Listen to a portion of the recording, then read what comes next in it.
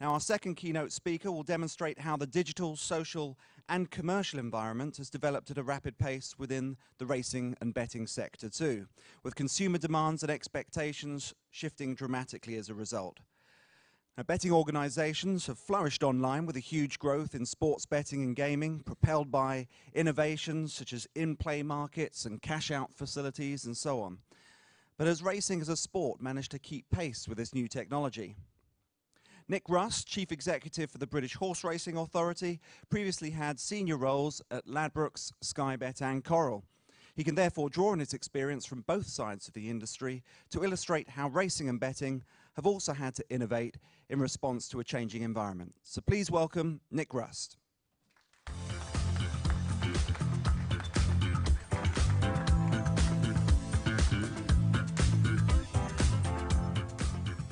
Well, thanks very much, Jason. And how do I follow pair? I am now a middle-aged man who has lots of experience and tradition in betting, and I'm going to talk about betting and racing and how things move forward.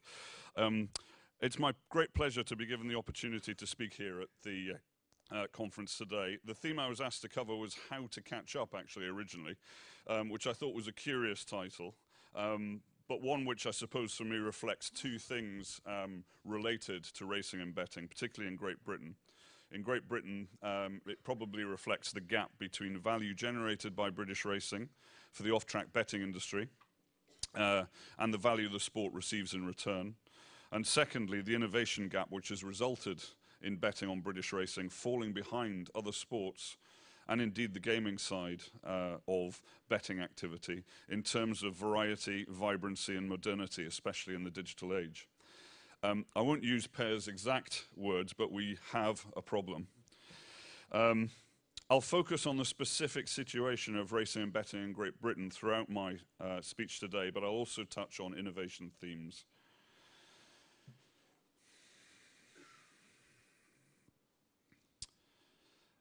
Firstly, just a tiny bit about me. Jason mentioned I had 28 years in the betting industry. I started off on the shop floor, working with consumers, and have seen the digital revolution in betting, which has been startling since the early days of the internet gambling revolution started in about 1999. The challenges that that's created for organizations to innovate and catch up with consumers. And I think one of the themes is that you never completely catch up with the consumer, but you have to keep trying. I would say it's probably taken 15 or 16 years for the digital gaming industry actually to get close to having a connection that works extremely well with consumers, and there's still a long way to go. I've seen and managed change resulting from this growth and change in choice for consumers. And really it has been digital that's driven it on. And then to my great surprise this January, having worked in the betting industry for all that time, I am a lifelong racing fan and an owner of racehorses. I was asked to come to the British Horseracing Authority. And I think the Racing Post and Howard is here today described my appointment as poacher turned gamekeeper, which probably reflects part of the role I've got to carry out over the next few years. So just moving on, just a little bit about the British racing industry. Many of you know this well, but horse racing is a really important sport and industry in Great Britain. It started off more than 300 years ago with landed gentry deciding to race their own quick horse against the other's quick horse and having a little bet on it. It's now grown to be an industry which involves 85,000 people in Britain. Who rely on their income from the sport. It generates over 1.1 billion in annual expenditure, and we have more than 10 billion in annual betting turnover on the sport. It's the second highest spectator sport in Great Britain, behind football, and 4 of the highest best attended sporting events are in British racing. We have a good reputation internationally for the quality of our racing. And the quality actually of the regulation of the sport in this country. However, alongside all of that, unfortunately, the funding issue that we have and our connection with one of the key parts of our environment, the betting consumer, is not strong and is falling behind where it needs to be if we're to successfully evolve and change our industry. As with the vast majority of thoroughbred racing nations, betting on racing is an integral part of racing in Great Britain. It's inextricably linked with the sport from the first time that those two landowners decided to bet on their individual horses. It's part of the scene. It's part of the vibrancy of British racing. We have more variety in our betting and our betting options on track and off track than most other racing-based jurisdictions. However, unlike most of those horse racing nations, betting in Britain is neither vertically integrated with our sport, nor is it directly taxed by government for the benefit of horse racing. And nor does it have the benefit of a pari-mutuel monopoly or near monopoly. British bettors love the variety and the choice. They've had it for a long time, particularly based on fixed odds, but the innovations of the last 15 years around exchange betting, diversified pools and so on, spread betting, has created even more choice, and who knows what will come in the next 5 to 10 years. The system we do have also creates real betting innovation across other sports, and that's one of the key warnings for me and for the British racing industry. In the last 15 years, we've seen significant growth in in-play betting. It's now the dominant fixed odds sport betting activity for most sports. In-play betting and racing is restricted really to those who seek to have an advantage through having quicker technology, and it's a niche activity rather than a wider activity in horse racing. So we haven't innovated there by way of example, and the rules of racing and the conditions we place on it at the moment does not facilitate this innovation. The British system does mean that even with improvements in media rights payments over the years paid to racecourses, there's still a significant gap between the value generated from British racing by betting operators and the value received by British racing. Studies show that Britain falls well behind other horse racing nations in the percentage of the betting pound which flows through to the sport. The one mechanism which was instituted by the British government in the 1960s was the horse race betting levy, which established a method for appropriately transferring funds between betting and racing at the time. But in 1961, Mr. Berners-Lee, I'm not even sure if he was born, but certainly the internet had not been invented, and the legislation was drafted in such a way that it was not future-proofed, like much legislation. So whilst the scheme has worked well for 45 years, it has created a situation of need and dependency and demand rather than of innovation and cooperation. The last 10 years or so, it's also failed to properly reflect activity taking place on British racing and the funds associated with it, failing to capture what's going on in the digital arena. It has also prevented a commercial relationship on a strong basis, in that it's a statutory mechanism that needs to be agreed on an annual basis. So no sooner have funding discussions ended for 1 year, everyone starts positioning themselves for the future year. It gets in the way of innovation and a good commercial relationship. To show the scale of the problem in terms of the cost or the inefficiency of the current system, 6 years ago the statutory levy collected nearly £100 million, which went directly to fund the activities of racing, in return for a fixture list designed to support the needs of the off-track betting industry. The majority of that money, of course, came from betting shop side.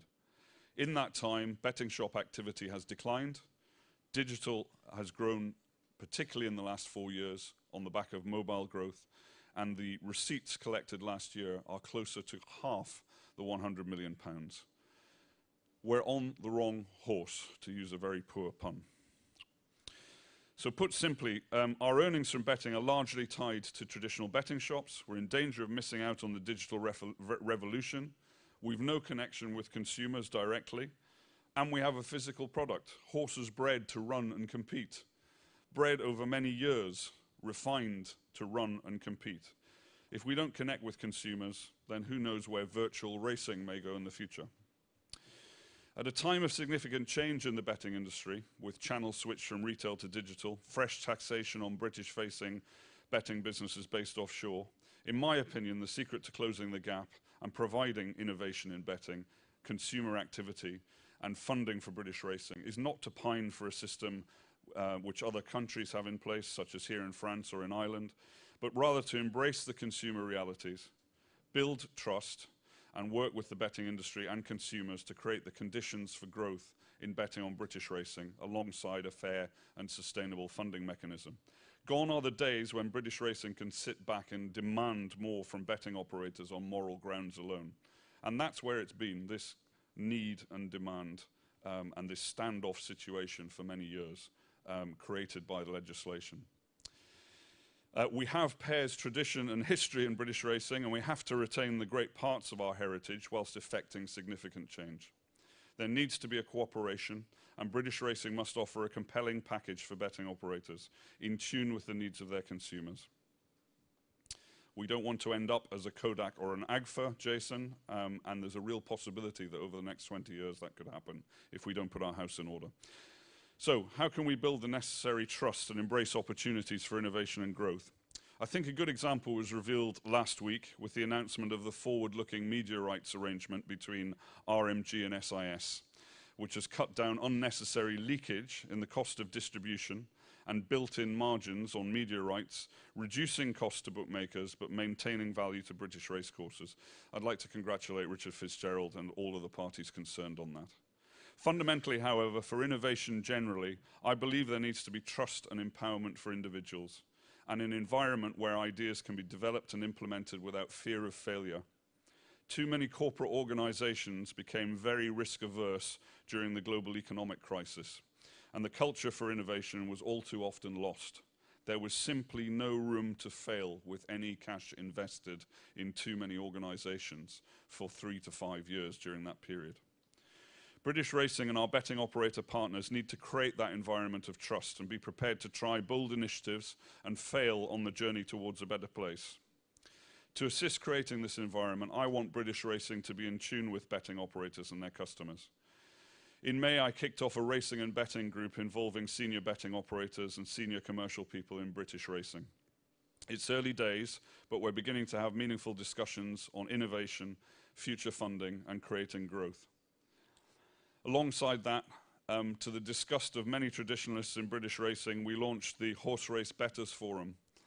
I'm delighted to say we had nearly 200 individual applications unsolicited for people who wanted to give up their own time and take part in helping British horse racing to move forward what it does for the betting public.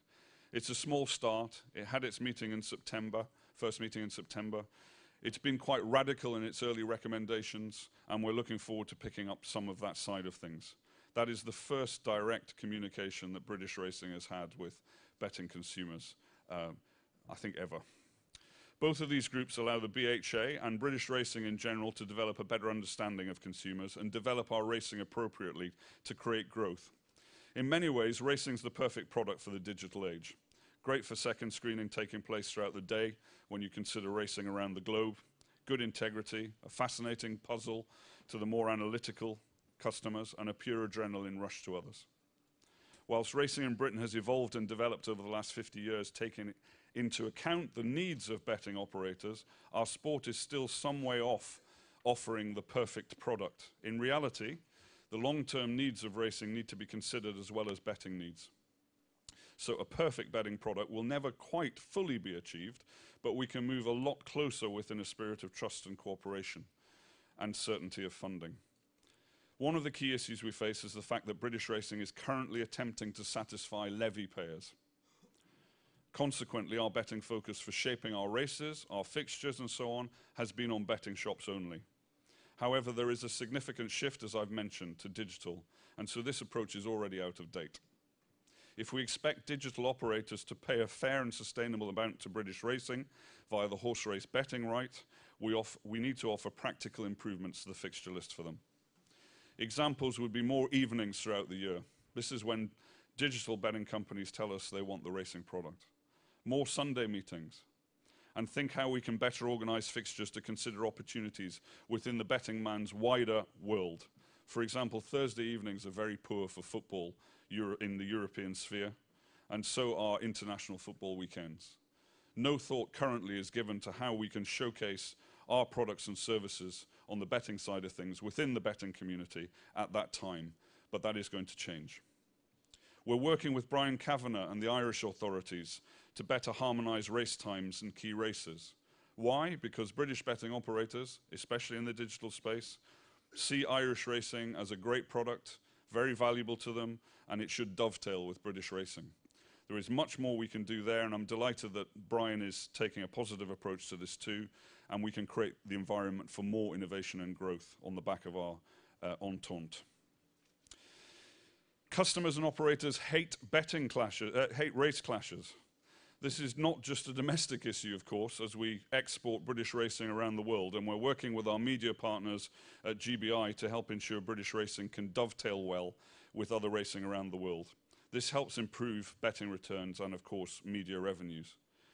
In Britain alone last year, we added 2% to levy returns through working with betting operators to adjust actual race times to account for delays at other tracks and to ensure betting reinvestment can be maximised. Simple steps, much more we can do on that, but it's one example of cooperation, trust, and listening to the needs of certainly our retailers. We have an innovation group at the BHA, which has formed over the last year, which is looking at major opportunities for media coverage and a super bet on Thursday evenings. Improvements to the fixture list to dovetail with other betting products is their key focus as well, and a project on sectional timing to provide more information and potential new bets on British racing.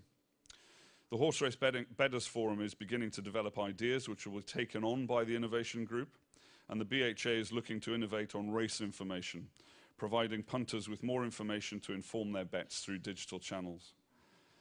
We don't tell consumers everything at the moment, and one of the most annoying things for betting consumers is when they see a horse improve by 30 lengths and a winning trainer appears live on TV and says, "I'm absolutely delighted. What's the secret to it? I've given the horse a wind operation since its last run." This sort of information undermines confidence in consumers and is the thing of dark ages. Some horsemen believe that that information is special to them and should be retained accordingly. I believe it puts the sport on the backwater and we need to reveal more information. On a wider basis, talking about the sort of people that Per mentioned earlier and how we do things, we're working on an holistic approach to race planning, and all that really means is let's get scientific, let's understand the needs of consumers, and let's use data and smarts to develop an optimum race program for our sport. Stop using spreadsheets and paper and people with historical knowledge and move forward to achieve a better result. Our sport has been slow to embrace the digital revolution. We are behind where betting has got to, and I think betting, as I mentioned earlier, is only just catching up really close to consumers. Racecourses, however, are beginning to innovate now and starting to offer technology at all tracks. So Wi-Fi is now ubiquitous throughout British racing. iPad-based service in various restaurants and other communal areas is beginning to be developed. And that brings with it its challenges around betting as well and managing the betting experience at the racetrack. All of which is a challenge, but I believe a great opportunity. And if it's a case of British racing waking up, I believe that this year we have, with our strategy for growth, we're looking to develop growth in betting by 5% by 2018 against a long-term decline. If we're to foster innovation in betting on the sport, we need to create trust, develop practical improvements and opportunities for betting operators, and agree a fair and sustainable funding solution, so that the changes we need to make to help consumers, but also to help digital retailers, can pay off for all parties. Many enlightened betting operators are working with us. We're getting closer to consumers, and I'm optimistic about the future funding of betting on British racing and a vibrant sport and associated betting product. Thank you.